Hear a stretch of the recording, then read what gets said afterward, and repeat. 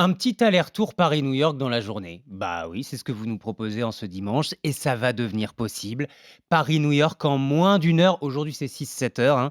Moins d'une heure, ce sera possible dans quelques années? Oui, grâce à ce qu'on appelle les avions hypersoniques. Alors, vous connaissez déjà les avions supersoniques. Oui, Ça, le c'est le Concorde. Concorde, ouais. Hein, voilà, bon, qui volent déjà plus, mais enfin, si on se projette encore, on va avoir d'ici quelques années, peut-être quelques décennies d'ailleurs, des avions hypersoniques, c'est-à-dire qui volent à plus de 5 fois la vitesse du son. Ouf. Le temps de finir la chronique, on aurait déjà traversé la France. Et les projets sont en train de se multiplier. Le dernier en date a été présenté il y a quelques jours. Il s'appelle le Stargazer, l'observateur des étoiles. Très joli nom. Il pourra voler à plus de 10 000 km/h. Il est en phase de conception par une start-up américaine qui s'appelle Venus Aerospace. Alors, c'est un avion aux formes très épurées, en forme de pointe de flèche. Et il promet un Tokyo-Los Angeles en 1 heure chrono contre 11 heures aujourd'hui.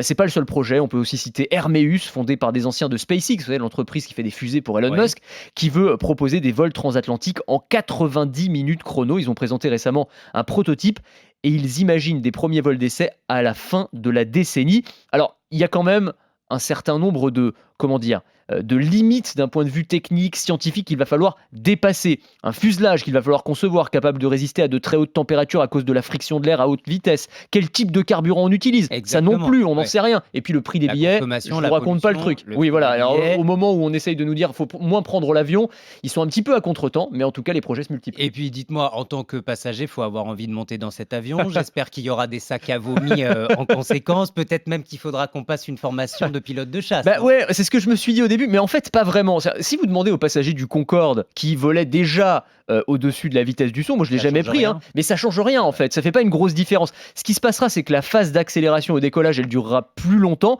mais ce sera pas vraiment désagréable pour les passagers et encore heureux. Ce qui est intéressant quand même, c'est de voir que la course à la vitesse est en train de reprendre. L'aérien, c'est un des seuls domaines où on avait régressé d'un point de vue technologique après l'arrêt du Concorde. Et là, on voit que on a à nouveau des projets qui se multiplient pour des avions toujours plus rapides. Évidemment, ces projets intéressent le domaine militaire. Ah, alors forcément, et ceux qui sont allés voir Top Gun sont déjà familiers avec le concept d'avion hypersonique parce qu'on en voit dans le film.